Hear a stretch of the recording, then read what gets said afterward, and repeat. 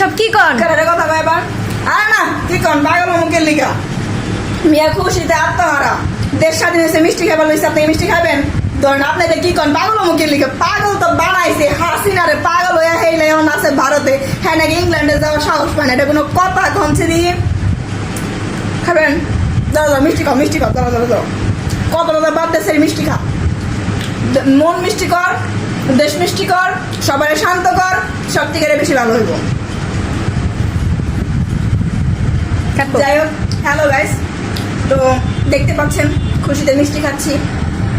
আসলে ব্যাপারটা হচ্ছে দেশ স্বাধীন হওয়ার উপলক্ষে আমার হচ্ছে ফ্যান ফলোয়াররা আমাকে মিষ্টি গিফট করছে, তো তাদেরকে thank you so much, thank you so much. এই যে আমি মিষ্টি খাচ্ছি, মিষ্টি আমি পেয়েছি তো আমি খুব খুশি।